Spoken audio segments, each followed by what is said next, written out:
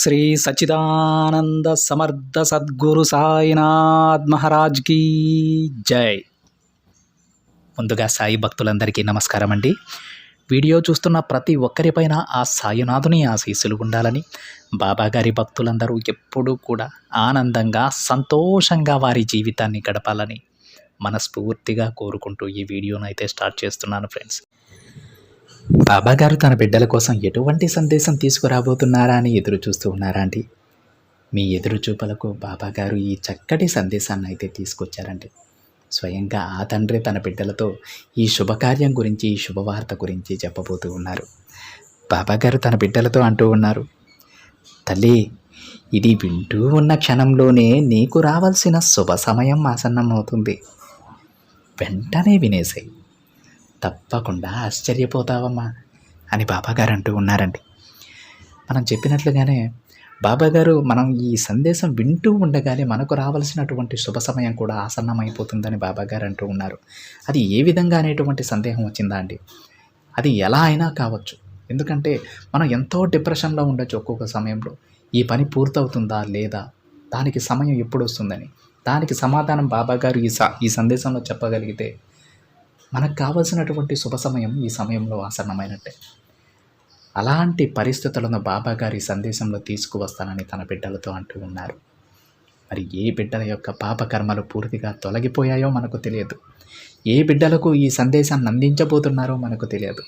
బాబాగారు ఎటువంటి శుభవార్తను అందించబోతున్నారో కూడా మనకు తెలియదు. ఈ సందేశాన్ని పూర్తిగా వినేసరికి ఈ సందేశం ఎవరి కోసం చెబుతూ ఉన్నారు, ఎటువంటి సందేశాన్ని ఇవ్వబోతూ ఉన్నారు, ఎటువంటి శుభవార్తను చెప్పబోతూ ఉన్నారు, ప్రతి బిడ్డకి అర్థమైపోతుందండి. బాబాగారి వాక్ అంటే తన బిడ్డలందరికీ కూడా దిక్సూచి లాంటిదండి. తన బిడ్డలు ఎటు వెళ్ళాలి, ఏ పని చేయాలి, ఎందులో విజయం సాధిస్తారు, వారు ఎలాంటి లక్ష్యాలను చేరుకోవాలో చెప్పేటువంటి ఒక దిక్సూచి లాంటిది బాబాగారి వాక్. కేవలం తన బిడ్డలను ఉద్దేశించే, అదేవిధంగా ఎవరెవరిని తన బిడ్డలుగా స్వీకరిస్తున్నారో కూడా బాబాగారే నిర్ణయించుకుంటారు. మనం కేవలం మానవ మాత్రలం. అంటే మనల్ని బాబాగారు ఎప్పుడో ఎంచుకున్నారు కాబట్టి, వీళ్ళు నా బిడ్డలుగా ఉన్నారని అనుకున్నారు కాబట్టి ఈ జన్మలో ఆ తండ్రిని పూజించుకుంటూ ఉన్నా. నువ్వు నా కోవెలకి రావాలి బిడ్డ అంటే చాలు, మనకు తెలియకుండానే కోవెలకు వెళ్ళేటువంటి ఉద్దేశం లేకుండా ఉన్నా సరే తప్పకుండా మనం వెళ్ళి తీరుతాం. ఆ విధంగా బాబాగారు తన బిడ్డలను ఎవరినైతే చూడాలనుకుంటున్నారో వారిని తప్పకుండా రప్పించుకుంటారండి. చాలామంది బిడ్డలు బాబాగారిని ప్రతిరోజు తప్పకుండా దర్శించుకుంటారు. కానీ కొంతమంది ఉంటారు, వారికి బాబాగారంటే ఎంతో ప్రేమ ఉంటుంది, ఎంతో అభిమానం ఉంటుంది, కానీ ఏ రోజు కూడా కోవెలకు వెళ్ళాలని అనుకోరు. బాబాగారు ఎక్కడ లేరు, ప్రతి ఒక్కరిలో ఉన్నారు, అందరిలో నేను బాబాగారిని చూసుకుంటున్నాననేటువంటి ఉద్దేశంతో ప్రతి ఒక్కరిలో కూడా వాళ్ళు బాబాగారిని చూసుకుంటూ ముందుకు వెళ్తూ ఉంటారు. అలాంటి వారిని కూడా సమయమే సందర్భమే ఉండదండి. బాబాగారి కోవెలకు వెళ్ళడానికి వారికి సందర్భం ఉండదు. కానీ అలాంటి సమయంలో కూడా బాబాగారు వాళ్ళని చూడాలి అనుకుంటే తప్పకుండా వారు సందర్భం లేకపోయినా సరే కోవెలకు వెళ్తారండి, బాబాగారిని దర్శించుకుంటారు. మనందరికీ ఒక సందేహం రావచ్చు, మనం అందరిలో బాబాగారిని చూసుకుంటున్నాం కదా, మరి అందరిలో నుండి బాబాగారు మనల్ని చూస్తారా? మరి అలా చూసుకోవచ్చు కదా, కేవలం కోవెలకు మాత్రమే ఎందుకు పిలుస్తారా అని. మనందరం గుర్తించుకోవాల్సిన విషయం ఒకటి ఉందండి. దేవుణ్ణి ఎన్నెన్నో దగ్గరలో చూస్తూ ఉంటాం, గోడల మీద చూస్తూ ఉంటాం, వాల్ పోస్టర్లలో చూస్తూ ఉంటాం, ఇలా ఎక్కడెక్కడో దేవుణ్ణి చూస్తూ ఉంటాం. కానీ కోవెలకు వెళ్ళి ఆ భగవంతుని దర్శించుకుంటే ఆ ప్రశాంతత వేరు.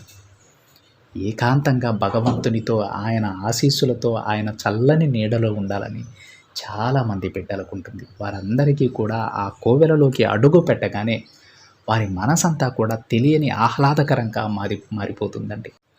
అలాంటి ప్రశాంతత కోసం మనం కోవెలకు వెళ్తాం. ఆ తండ్రి కూడా అందుకే వారికి ఆ ప్రశాంతతను ప్రసాదించడానికే వారిని తన కోవెలకు పిలుచుకుంటారు. అయ్యో, ఈ బిడ్డ ఏదో మనశ్శాంతి లేకుండా ఉన్నాడు, ఏదో ఆలోచిస్తూ ఉన్నాడు, మనసంతా కూడా ఏదో గందరగోళంగా ఉంది, ఒక్కసారి నా కోవెలకు పిలిపించుకోవాలి, ఆ బిడ్డ మనసంతా ప్రశాంతంగా ఉండేలా చేయాలి, తనకు ఒక పరిష్కార మార్గాన్ని చూపించాలి, తనకు కొండంత ధైర్యం చెప్పి ఇంటికి పంపించాలి అనేటువంటి ఉద్దేశంతో ఎప్పుడైతే ఎవరికైతే అలాంటి సమయం వస్తుందో, ఏ బిడ్డకైతే కోవెలకు వెళ్ళాల్సినటువంటి సమయం వస్తుందో మనకు తెలియకుండానే మనం బాబాగారి సన్నిధికి వెళ్ళిపోతాం. మీరు ఒక్కసారి గమనించండి. మీరు రోజూ వెళ్ళడం వేరు, కానీ అకస్మాత్తుగా ఏదో ఒకరోజు మీరు అనుకోకుండానే వెళ్తారు. అలా వెళ్ళారంటే బాబాగారు మిమ్మల్ని పిలిచారు అని, ఆ తండ్రి మిమ్మల్ని చూడాలనుకున్నారు అని, మీకోసం ఏదో చెప్పాలనుకుంటున్నారు అని మన అందరం కూడా అర్థం చేసుకోవాలి. అలాంటి తన బిడ్డలకి ఈరోజు బాబాగారు ఒక గొప్ప సందేశాన్ని అయితే తీసుకొచ్చారండి. మనం ముందుగా చెప్పుకున్నట్టు, తల్లి, ఈ సందేశం వినేటువంటి సమయంలోనే నీకు ఒక శుభ సమయం ఆసన్నమవుతుంది. నీకు రావాల్సినటువంటి శుభ సమయం తల్లి అది అని బాబాగారు అంటూ ఉన్నారు. అయితే బాబాగారు తన బిడ్డలకి ఏం చెప్పాలనుకుంటున్నారో ఆ తండ్రి మాటలలోనే విని తెలుసుకుందామండి. బాబాగారు ఈ విధంగా చెప్తూ ఉన్నారు. బిడ్డ, ఇది వినేటప్పుడే నీకైనా కాలం ప్రారంభమైపోతుందమ్మా. ఇక రాబోయే ఒక్కొక్క రోజు నీకు ఎంతో ఆనందాన్ని ఇస్తుంది తల్లి. నీకు మంచి కాలం ప్రారంభమైంది. నిజమే బిడ్డ, అది నువ్వే చూస్తావు కదా తల్లి. స్వయంగా నీ జీవితంలో జరిగే మార్పుని నీ కళ్ళతో నువ్వే చూస్తావు. నేను నీతో లేనని, నీ కోరిక తీర్చడం లేదని, నేను నిన్ను గుర్తించడం లేదని కన్నీరు కారుస్తూ నా దగ్గర మొరపెట్టుకుంటూ ఉన్నావు కదా. ఇక దిగులు పడకమ్మా, నీకైనా కాలం వచ్చేసింది బిడ్డ. నీతో పాటు నేను కూడా నడుస్తున్నాను. నేను ఎప్పుడూ నీతోనే ఉన్నాను తల్లి. ఈ సృష్టిలో ఎవ్వరూ నీకు తోడున్నా లేకున్నా నేను నీకు తోడుగా ఉంటాను. నన్ను నీ నుంచి ఎవ్వరూ కూడా వేరు చేయలేరమ్మా. నువ్వు ఎక్కడ ఉన్నా సరే నేను నీతోనే ఉంటాను. నన్నే నమ్మిన నిన్ను నేను అస్సలు వదులుకుంటానా చెప్పు. దిగులు పడకు తల్లి. అనవసరంగా ఆలోచించి నీ మనసు పాడు చేసుకోకు. నేనెక్కడికి వెళ్ళలేదు, నీ వెంటే ఉన్నాను. ఇక రాబోయే రోజులలో నీకు ఎన్నో విజయాలు కలిగిస్తాను బిడ్డ. కాస్త నెమ్మదిగా ఉండు చాలు. తొందరపడి ఏదీ చేయకు. గొప్పల కోసం, ఎదుటివారి పొగడ్తల కోసం ఏదీ చేయకమ్మా. అలా నువ్వు ఆలోచించకుండా చేయడం వలన నీకు ఏం లాభం చెప్పు. నీ బాబా నీకేం చెప్తున్నాడో అర్థమవుతుందా తల్లి? చూడమ్మా, ఎవరు నిన్ను అర్థం చేసుకున్నా చేసుకోకపోయినా నువ్వేంటో నీ బాబాకి తెలుసు. నీ మనసేంటో నాకు తెలుసు తల్లి. నీ మంచితనం, స్వచ్ఛమైన మనసు నాకు తెలుసు. నువ్వేంటి అనేది నీకు కూడా తెలుసు కదా బిడ్డ. దానిని ఎవ్వరి ముందు నిరూపించుకోవాల్సిన అవసరం లేదు. ఈ లోకంలో కష్టం, బాధ, కన్నీళ్ళు ఎలా అయితే ఉంటాయో అలానే వాటి వెనకన ఆనందం, సంతోషం కూడా దాగి ఉంటుందన్న విషయాన్ని గుర్తించు. నీకైన కాలం, మంచి కాలం నీకు ఇప్పుడే ప్రారంభమైంది బిడ్డ. ఇది నువ్వు వింటున్నావంటే నీకు శుభ సమయం ఆసన్నమైందని అర్థం. దిగులు చెందకు, దేని గురించి పట్టించుకోకు. నీకోసం, కేవలం నీకోసమే తల్లి ఎన్నో సంతోషాలు, విజయాలు ఎదురు చూస్తున్నాయి. నిజంగా బాబా, నిజంగా చెబుతున్నారా మీరు ఈ మాట? నా కోసం ఇన్ని విజయాలు ఎదురు చూస్తూ ఉన్నాయా? అంత సంతోషం నా జీవితంలో ఉందా అని ఆలోచిస్తున్నావా? ఖచ్చితంగా అవుననే అంటాను. అవును బిడ్డ, ఇది నిజం, ముమ్మాటికే నిజం. ఇప్పుడు ఈ రోజు నుంచి నీకు రాబోయే సమయం అందంగా, ఆనందంగా ఉండబోతోందమ్మా. నీకు నేను ఏదైతే చెప్పానో, ఈ సందేశం వింటూ ఉండగానే నీకైనా కాలం ఆరంభమవుతుందని, అది అలానే జరగబోతుంది. అలా ఆనందంగా ఉండేలా, సంతోషంగా ఉండేలా, అన్నీ మారేలా నేను చేస్తాను తల్లి. ఇప్పటి వరకు కన్నీళ్లతో నిండిన నీ కళ్ళు, ఆవేదనతో ఉన్న నీ మనసు, దిగులుతో ఉన్న నీ ఆలోచనలు అవన్నీ అదృశ్యమైపోతాయి. నీ విజయాన్ని అందరూ నిన్ను గౌరవిస్తారు తల్లి. అంత గొప్ప విజయాన్ని నువ్వు అందుకుంటావు. నీ విలువ ప్రతి ఒక్కరూ తెలుసుకుంటారు బిడ్డ.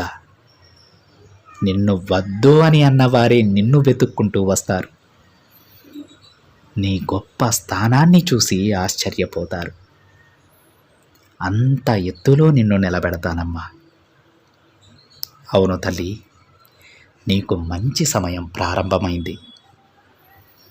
ఇక మీద అన్నీ కూడా నీకు అనుకూలంగానే జరుగుతాయి. నువ్వు కూడా దానికి అనుకూలంగానే ఆలోచించు. ఎలా అయితే నువ్వు ఆలోచిస్తావో అది అలానే జరుగుతుంది. నువ్వు ఎలా ఉండాలి అని అనుకుంటావో అలానే ఉంటావు. ఇక ఎలాంటి ఆలోచనలు నువ్వు పెట్టుకోకు. జరుగుతుందా లేదా అని రెండు రకాలుగా ఆలోచించకు బిడ్డ. జరుగుతుంది, వస్తుంది అని మంచిగా ఆలోచించు. అప్పుడే అవి నీకు అనుకూలంగా జరుగుతాయి. అస్సలు సందేహించకు బిడ్డ. గట్టిగా నమ్మితే అన్నీ అనుకూలంగానే మారుతాయి. అది ఎప్పుడు బాబా అని అడుగుతున్నావా? నీకు ఇవ్వాల్సిన సమయం వచ్చేసిందమ్మా. అందుకే నా ఈ మాటలు ఇప్పుడు నువ్వు వినగలుగుతూ ఉన్నావు. అవును, నమ్మకం ఉంచు తల్లి. నువ్వు అష్టైశ్వర్యాలతో తులతోగబోతున్నావు బిడ్డ. నేను నీతో ఉన్నంత వరకు అంతా నీకు మంచిగానే జరుగుతుంది. వట్టి మాటలే కాదు తల్లి, వాటిని నిజం చేసి చూపిస్తాను. నా ఆశీర్వాదం కూడా నీకు అందిస్తానమ్మా. ఇకనైనా నీ దిగులు వదిలేసి ధైర్యంగా ఉండు. ఈ తండ్రిపై నమ్మకంతో ఉండు. నీకంతా శుభమే జరుగుతుంది అని బాబాగారు అంటూ ఉన్నారండి. విన్నారు కదండి బాబాగారు ఏం చెప్తూ ఉన్నారు? ఈ సందేశం మనం వింటూ ఉన్నామంటే మనకైనా కాలం వచ్చేసిందనే అర్థమని బాబాగారు అంటూ ఉన్నారు. ఆ కాలం వచ్చింది కాబట్టి ఈ సందేశం నువ్వు వింటున్నావమ్మా. ఇకపై నీకు ఎలాంటి కష్టాలు ఉండవు. నీకు మంచి రోజులు ఈ క్షణం నుంచే ఆరంభమైపోయాయని కూడా బాబాగారు తన బిడ్డలతో చెప్తూ ఉన్నారు. ఇక రేపటి నుండి మీరు ఏది పట్టినా, ఏ పని మొదలు పెట్టినా అందులో విజయం సాధించి తీరుతారని బాబాగారు తన బిడ్డలను ఆశీర్వదిస్తూ ఉన్నారు. ఎంతో సంతోషమైనటువంటి విషయం అండి ఇది. ఇలాంటి ఆనందం, ఇలాంటి సంతోషం, ఇలాంటి ప్రతి ఒక్క అవకాశం కూడా ప్రతి ఒక్క బిడ్డకి రావాలని మనస్ఫూర్తిగా కోరుకుంటూ ఉన్నానండి. మనందరం కూడా బాబాగారి బిడ్డలందరూ కూడా పక్కవారు బాగుండాలని ప్రతిరోజు కోరుకుంటూ ఉంటాం. అలాంటప్పుడు ఇలాంటి సందేశం మన బాబా బిడ్డలకి ఎదురవుతూ ఉందంటే ఒక్క బాబా బిడ్డ బాగుంటే చాలండి. తన చుట్టూ ఉన్నటువంటి ఎంతోమందికి సహాయం చేయగలడు. తన చుట్టూ ఉన్నటువంటి ఎంతోమంది కళ్ళల్లో ఆనందం చూడగలడు.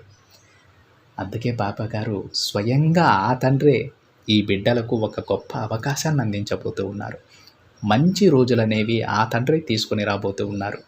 మనం ఎన్ని రోజులు దేనికోసమైతే ఏడుస్తూ ఉన్నామో, దేనికోసమైతే ఎదురు చూస్తూ ఉన్నామో, దేనికోసమైతే బాధపడుతూ ఉన్నామో అవన్నీ కూడా మనకు అనుకూలంగా మార్చబోతూ ఉన్నారు.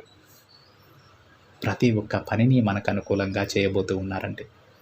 ప్రతి ఒక్క పనిలో మనం విజయం సాధించేలా చేయబోతూ ఉన్నారు. అష్టైశ్వర్యాలతో తులతూగబోతున్నావు తల్లి అని బాబాగారు అంటూ ఉన్నారు. దీనిలో బాబాగారి స్వార్థం ఏమిటో కూడా మీకు తెలిసుండాలి. బాబాగారి బిడ్డలు బాగుంటే చుట్టూ ఉన్న 10 మంది బాగుంటారని మనం ఇప్పుడే చెప్పుకున్నాం. అదే బాబాగారి స్వార్థం. నా బిడ్డ చేతిలో ధనం ఉంటే చాలు, ప్రతి ఒక్కరి ఒక 10 మందికి, తన చుట్టూ ఉన్నటువంటి ఒక 10 మంది కడుపు నిండుతుంది. నా బిడ్డ ఎలాంటి లోటు లేకుండా ఉండడం ద్వారా తన చుట్టూ ఉన్న 10 మందికి ఎలాంటి లోటు లేకుండా చూస్తారనేదే బాబాగారి ఉద్దేశం. ఇప్పుడు అర్థమైందా అండి? తన బిడ్డలకు బాబాగారు ఎందుకు ఈ అష్టైశ్వర్యాలు ప్రసాదిస్తానని చెప్పారు. బాబాగారు ఏది చెప్తే అది తప్పకుండా చేస్తారండి. బాబాగారి సందేశంలో కూడా చెబుతూ ఉన్నారు, ఇవి వట్టి మాటలే కదమ్మా, దానిని నిజం చేసి చూపిస్తానని బాబాగారు తన బిడ్డలకు చెప్తూ ఉన్నారు. ఒక్కసారి మనం కోరుకున్నటువంటి జీవితం మనకు వచ్చిన తరువాత, మనకు ఊహించినటువంటి ధనం మన చేతికి వచ్చిన తర్వాత బాబాగారు ఏదైతే మన నుంచి ఆశిస్తూ ఉన్నారో, తన బిడ్డల నుంచి ఏదైతే బాబాగారు ఆశిస్తూ ఉన్నారో అవన్నీ కూడా మనం తప్పకుండా చేయాలండి. కనీసం మనకు చేతనైనంత సహాయం పక్క వారికి చేయాలి. ఆకలితో అలమటిస్తున్న వారికి ఒక్క ముద్ద పిడికెడు అన్నం పెడితే చాలండి, బాబాగారు సంతోషిస్తారు. నేను నా బిడ్డకి ఈ సిరి సంపదలు ప్రసాదించడంలో ఎలాంటి తప్పు లేదని బాబాగారు అనుకోవాలి. ఆ విధంగా ప్రతి ఒక్కరం ఉందా, అతి కొద్ది రోజులలోనే ప్రతి బాబా బిడ్డ జీవితం మారి వాళ్ళు ఎంతో ఆనందంగా, సంతోషంగా, వారితో పాటు వారి కుటుంబం కూడా ఆయురారోగ్యాలతో సంతోషంగా ఉండాలని మనస్ఫూర్తిగా కోరుకుంటూ ఉన్నానండి. ఇది ఫ్రెండ్స్ ఈరోజు బాబాగారి సందేశం. బాబాగారి సందేశం కనుక మీకు నచ్చినట్లయితే ఒక చిన్న లైక్ చేయండి ఫ్రెండ్స్. మరింతమంది మన బాబాగారి భక్తులకైతే ఈ సందేశాన్ని షేర్ చేయండి. మొదటిసారిగా ఛానల్ని చూస్తున్న వాళ్ళు తప్పకుండా సబ్స్క్రైబ్ చేసుకుని పక్కనే ఉన్న బెల్ ఐకాన్ని యాక్టివేట్ చేయండి. మరొక బాబాగారి సందేశంతో మరొక వీడియోలో కలుద్దాం. అంతవరకు ఓం సాయిరామ్.